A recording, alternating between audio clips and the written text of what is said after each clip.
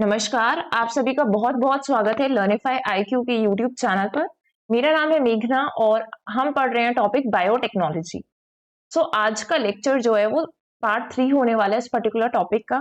इसके पहले भी हमने 2 पार्ट्स कवर किए हैं, 2 लेक्चर्स कवर किए हैं। If you haven't seen those lectures I would recommend you to please go through those lectures, ताकि अगर आप पार्ट 3 में जंप करते हैं तो वो सारी चीजें आपको क्लियर हो जाए। ठीक है, तो हमने पार्ट 1 और पार्ट 2 में क्या क्या चीजें कवर की हैं। डेफिनेशन हमने पढ़ा था बायोटेक्नोलॉजी एक्चुअली है क्या। ठीक है, उसके बाद से हमने अलग अलग सेक्टर्स में इनोवेशंस देखे, बहुत सारे जो रिसेंट इनोवेशंस है बायोटेक्नोलॉजी की फील्ड में। ठीक है, न्यू टेक्नोलॉजीज क्या आई हैं, तो ये सारे टर्म्स हमने समझे थे, जो आप यहाँ पे टेबल ऑफ कंटेंट के नंबर 3 वाले पार्ट में देख सकते हैं। सारी चीजें हमने कवर की है ऑलरेडी। ठीक है, इसके बाद हम पढ़ रहे थे applications of biotechnology in different sectors. तो हमने लास्ट जो लेक्चर है उसमें हेल्थ एंड मेडिसिन में बायोटेक्नोलॉजी इस सेक्टर में किस तरीके से अप्लाई हो रही है या क्या एग्जाम्पल्स है वो हमने देखे थे। इसके बाद हमने एग्रीकल्चर सेक्टर में भी बायोटेक्नोलॉजी के एप्लीकेशन को कवर कर लिया है। आज हम जो कवर करने वाले हैं उसमें सबसे पहली चीज है हॉर्टिकल्चर। ठीक है, तो हॉर्टिकल्चर देख लेते हैं कि हॉर्टिकल्चर में किस तरीके से बायोटेक्नोलॉजी अप्लाई हो रही है। ठीक है, यहां से हमने बेसिकली स्टार्ट किया था applications of biotechnology in different sectors last class में। तो ये चीजें हमने कवर की थी। राइट, आज हम पढ़ने वाले हैं हॉर्टिकल्चर के बारे में।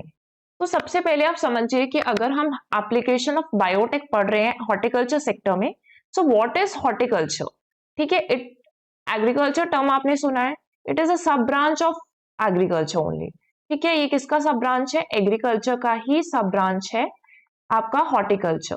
लेकिन इस हॉर्टिकल्चर में हम किस चीज का प्रोडक्शन या कल्टीवेशन करते हैं, तो यहाँ पर अगर हम बात करें फूड के सेक्टर में, तो यहाँ पर हम क्या ग्रो करते ही हैं एग्रीकल्चर में, सॉरी हॉर्टिकल्चर में, फ्रूट्स एंड वेजिटेबल्स। ठीक है, फ्रूट्स एंड वेजीज ग्रो करते हैं, वेजिटेबल्स। इसके बाद अगर हम बात करेंगे ब्यूटी, जो ब्यूटी वाले प्लांट्स हैं उसमें क्या हो जाते हैं, आपके फ्लावर्स वगैरह आ जाते हैं। ठीक, और आ जाते हैं आपके ऑर्नामेंटल प्लांट्स। तो ये सारी चीजों का कल्टीवेशन या प्रोडक्शन जब हम करते हैं तो उसे हम क्या कहते हैं, हॉर्टिकल्चर कहते हैं, एंड इट इज अ सब ब्रांच ऑफ एग्रीकल्चर। राइट, अब इस हॉर्टिकल्चर के अंदर भी अगर आप मान लीजिए कि आप सिर्फ वेजिटेबल्स का कल्टीवेशन कर रहे हैं, आपके खेत हैं और आप एक फार्मर हैं। ठीक है, तो वहां पर अगर आप सिर्फ किस चीज का कल्टीवेशन कर रहे हैं, सिर्फ वेजिटेबल्स का कल्टीवेशन करते हैं अपने खेत में, तब आप कौन से कल्चर आपका कहा जाएगा, ओलेरी कल्चर कहा जाएगा। तो olericulture is basically the cultivation of vegetables. ठीक है, ये हॉर्टिकल्चर का ही ब्रांच है। इसके बाद अगर हम देखेंगे और भी ब्रांचेस होते हैं, जैसे अगर आप फ्लावर्स का कल्टीवेशन कर रहे हैं तो उसको क्या कहते हैं, फ्लोरिकल्चर कहते हैं। तो ये सारे डिफरेंट ब्रांचेस हैं, और भी चीजें होती हैं इसके अंदर, सब ब्रांचेस होती हैं। ठीक है, अब आपको समझ में आ गया। अब हमारे पास क्वेश्चन ये आता है कि हम अच्छे से वेजिटेबल्स उगा रहे हैं, सब कुछ कर रहे हैं, क्यों जरूरत आई फिर हमें बायोटेक्नोलॉजी इसमें अप्लाई करने की, या किस तरीके से हम इसमें यूज करते हैं। तो हमारी जरूरतें क्या थी कि जब आपका खुद का खेत है, आप सोच रहे हो कि हम वेजिटेबल्स का कल्टीवेशन कर रहे हैं, सब्जी भाजी उगा रहे हैं, आपको क्या जरूरत महसूस हुई बायोटेक्नोलॉजी अप्लाई करने की।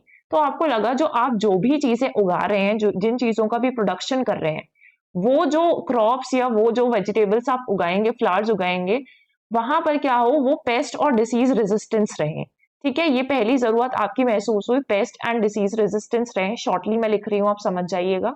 इन केस आपको ऐसे शॉर्ट फॉर्म से प्रॉब्लम है तो आप मुझे कमेंट सेक्शन में बता सकते हैं, ताकि हम डिटेल में थोड़ा लिख पाए, बट ये टाइम सेविंग होता है। ठीक है, इसके बाद आप सोचेंगे कि जो भी आप हर्बिसाइड्स इसमें स्प्रे करेंगे, हर्बिसाइड्स को ये टॉलरेट कर ले। तो आपके जो वेजिटेबल्स होने चाहिए, फ्लावर्स होने चाहिए, आपने जो भी लगाया है हॉर्टिकल्चर के अंदर, वो हर्बिसाइड्स को भी टॉलरेट कर ले, टॉलरेंस उनका अच्छा होना चाहिए।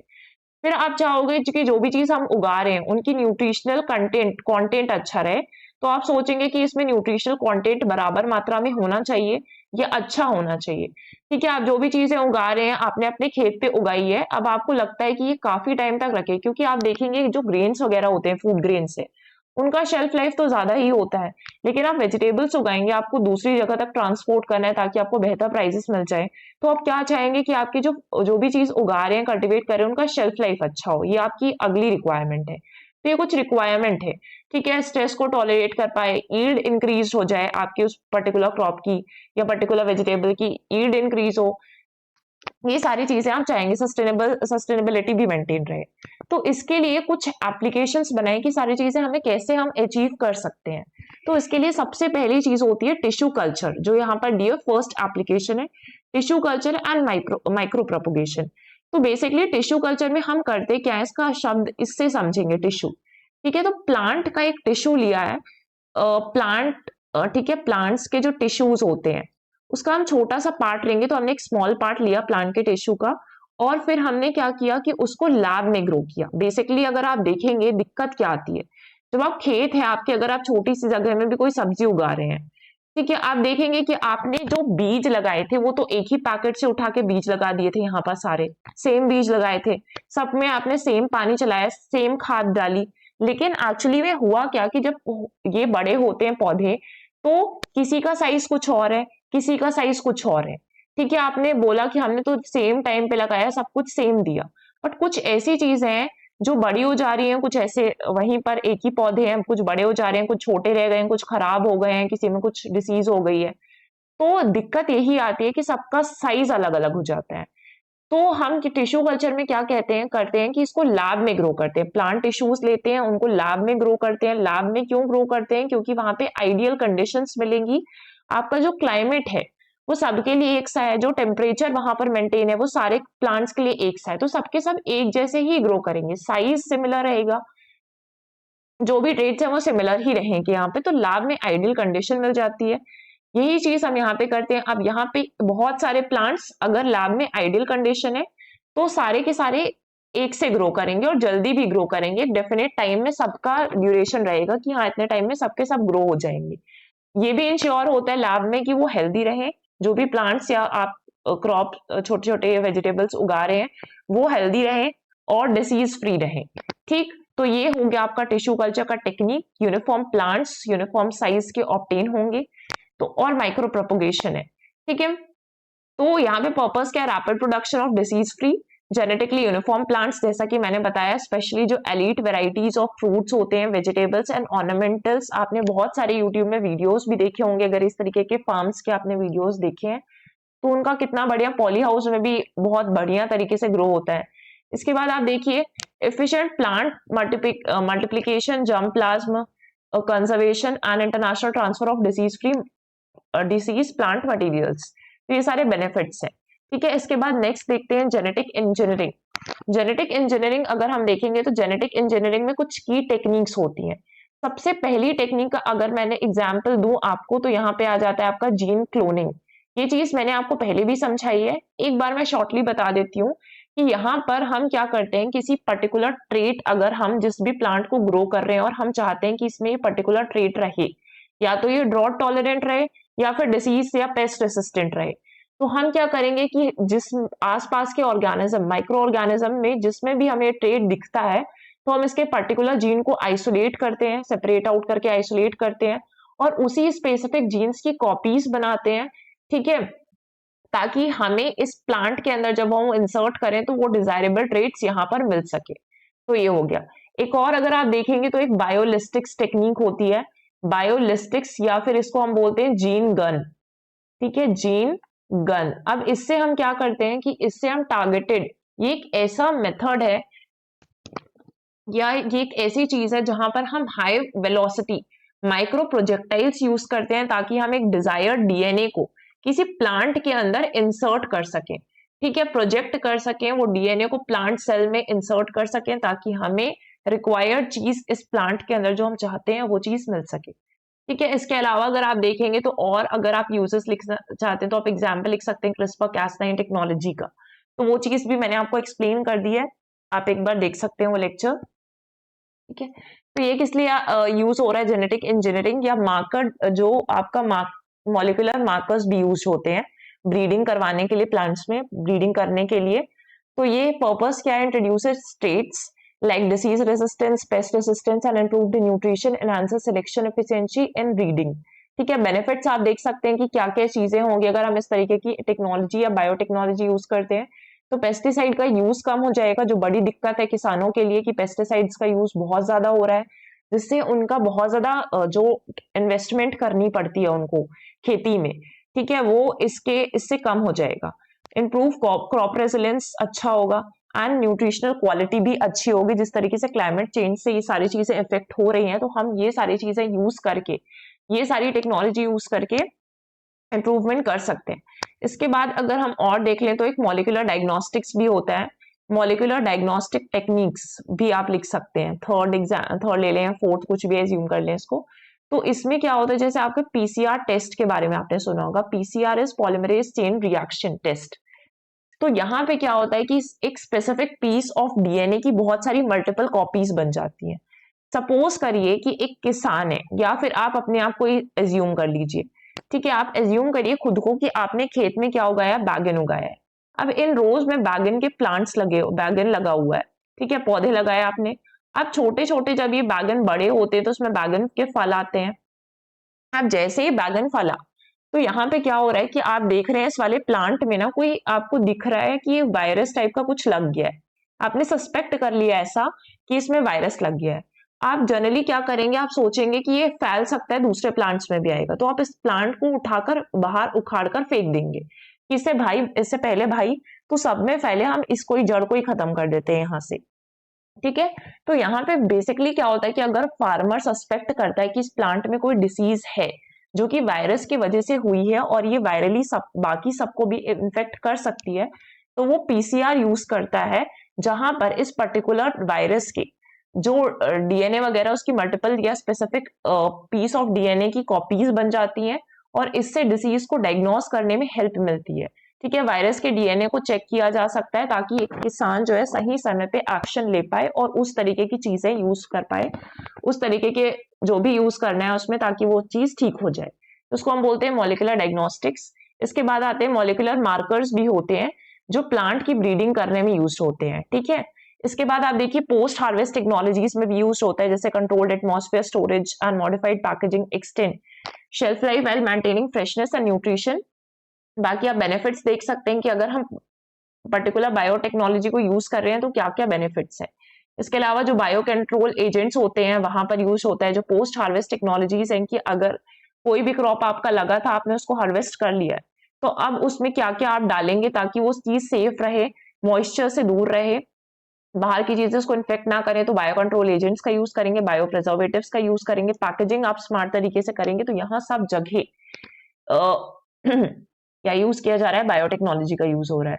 इसके बाद आता है मेटाबॉलिक इंजीनियरिंग कर सकते हैं, जो वैल्यूएबल कंपाउंड्स को मेडिसिनल और एरोमेटिक प्लांट्स में सेव कर लेता है, ठीक है। बेनिफिट्स हैं क्रिस्पा cas9 भी हम ऑलरेडी डिस्कस कर चुके हैं, तो बार बार एक चीज नहीं डिस्कस करेंगे, क्योंकि देखिए अलग अलग सेक्टर्स हैं लेकिन ऑब्वियसली ओवरलैप करती हैं चीजें।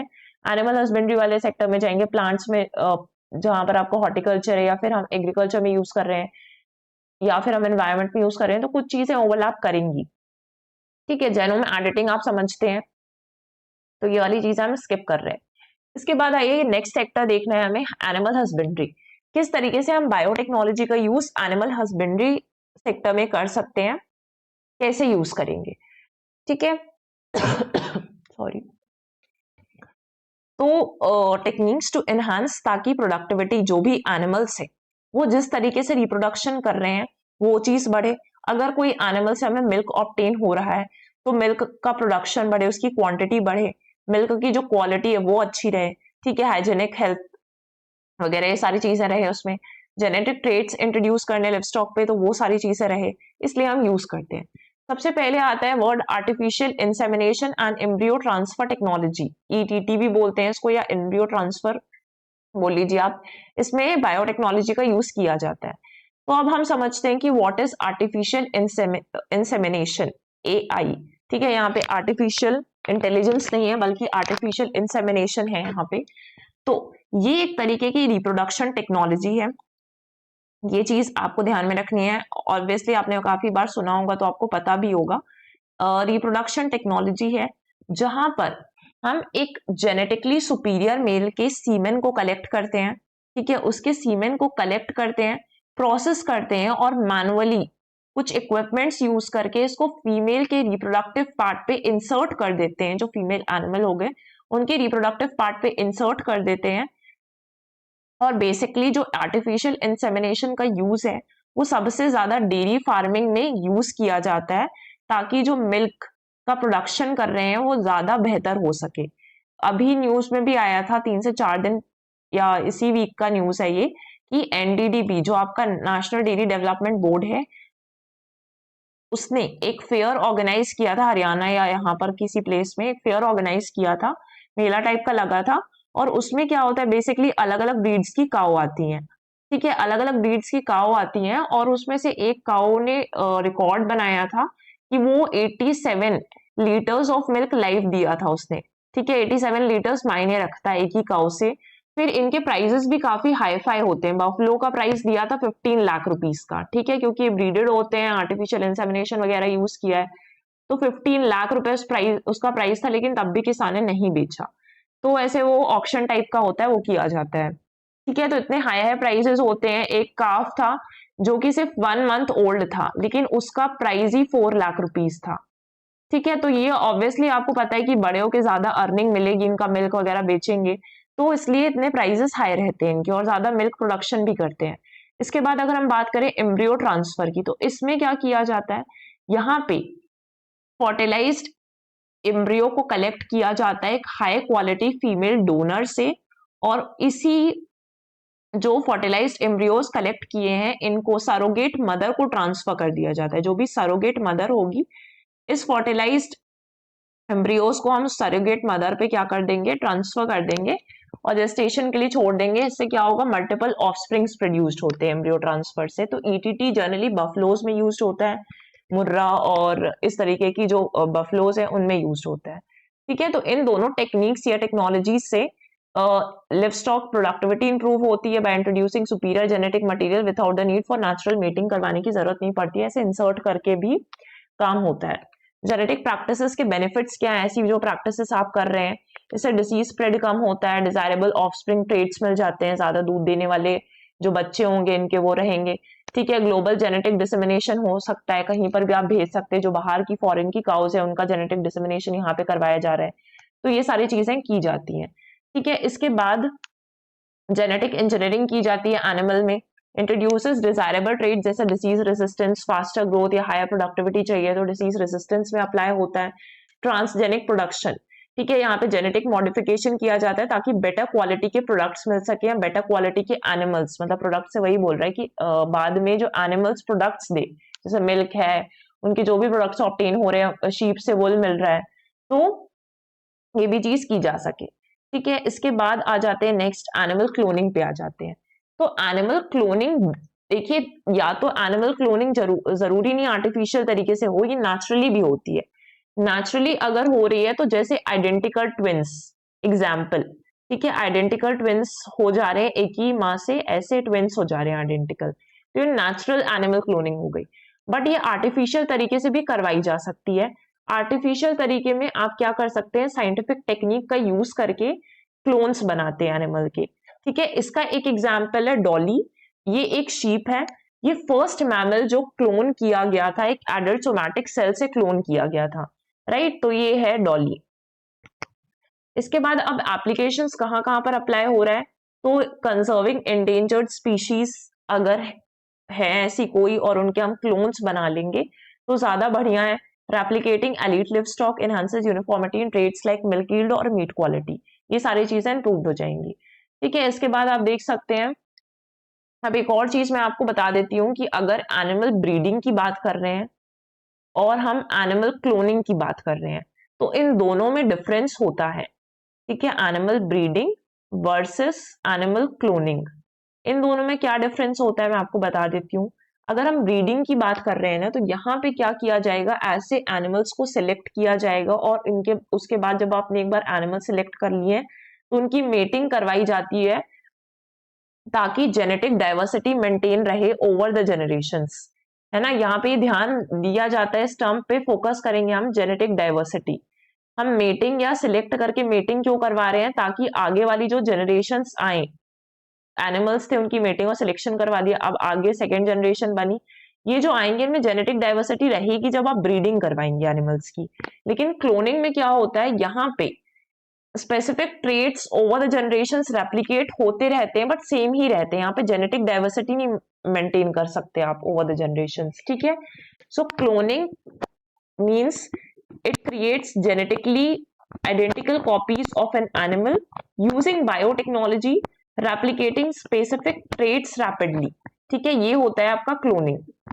इसके बाद अगर हम देखेंगे एप्लीकेशन, फिर आ जाते हैं फोर्थ पे, प्रोबायोटिक्स एंड फूड सप्लीमेंट्स पे भी जो इनको दिए जा रहे हैं कैटल्स को, उस पे भी हम बायोटेक्नोलॉजी का यूज कर रहे हैं।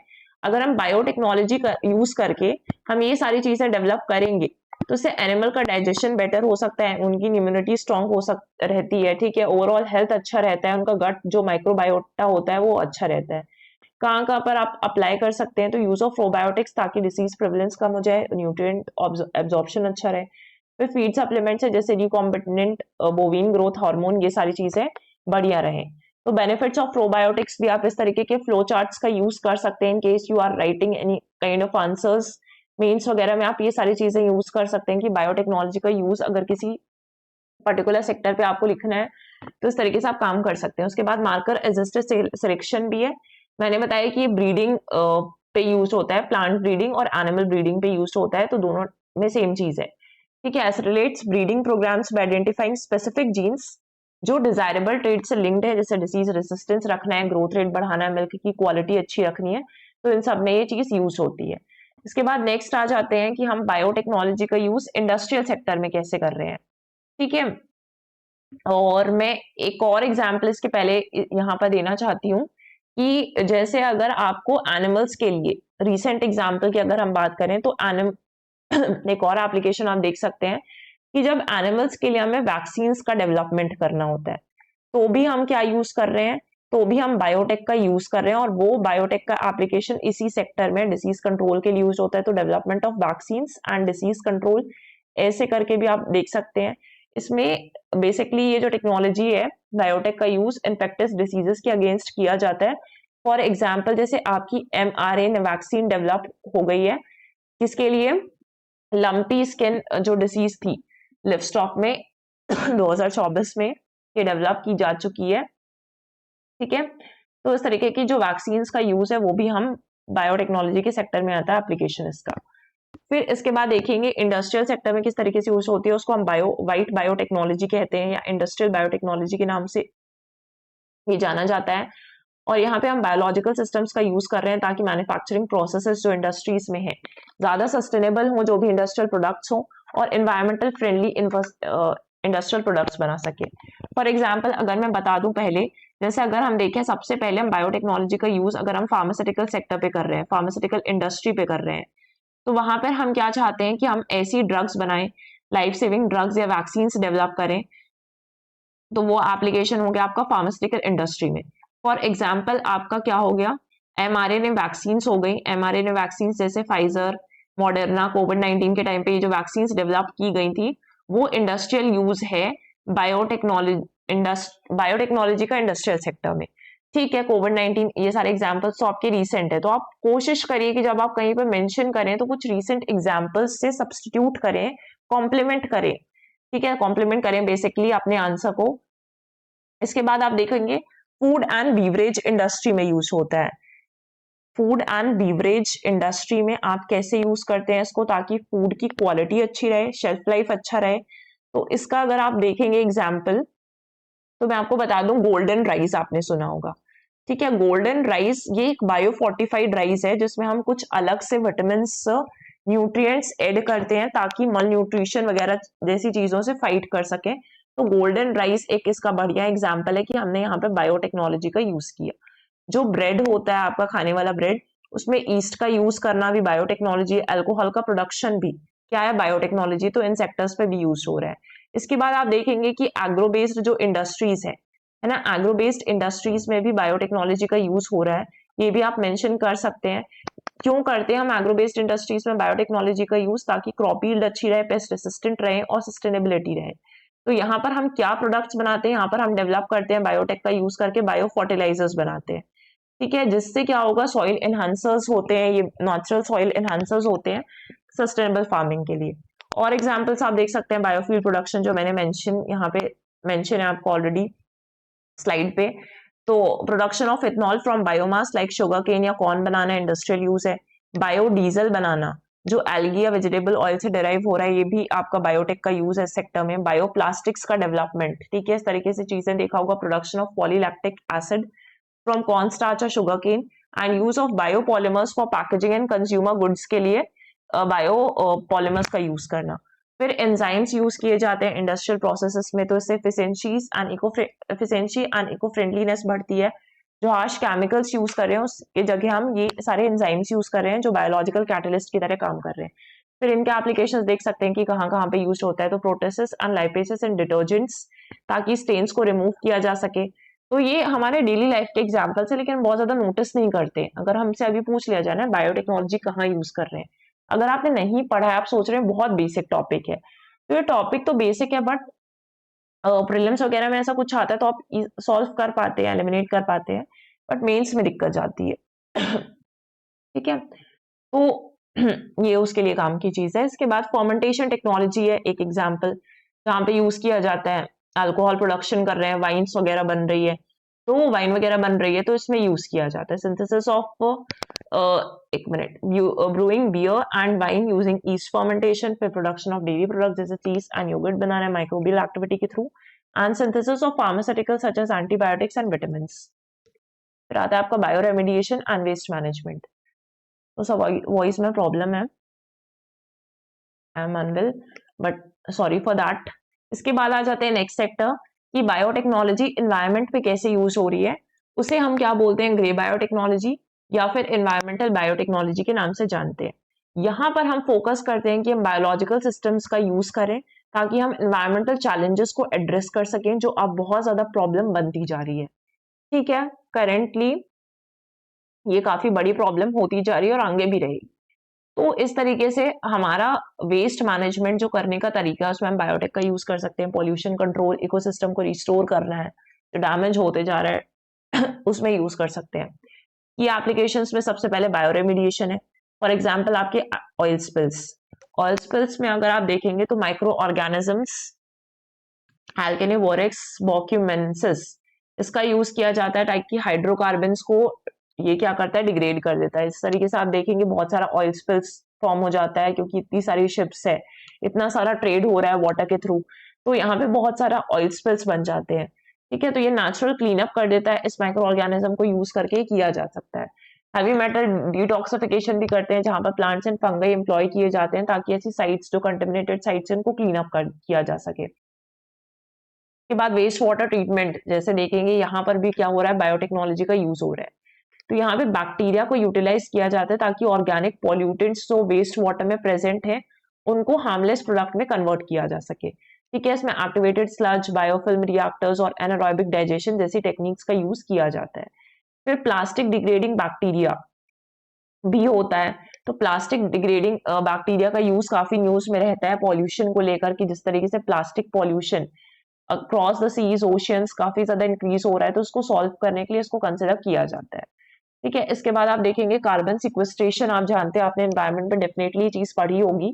अगर आपने एनवायरनमेंट के लेक्चर्स नहीं देखे हैं, एनवायरनमेंट अभी तक कवर नहीं किया, तो आप हमारे चैनल की सीरीज में देख सकते हैं। ठीक है, और एक और चीज, आप सब्सक्राइब कर लीजिए अगर आपने नहीं किया है तो, ताकि आपको रेगुलर वीडियोस जो भी अपडेट्स हैं वो मिल सके।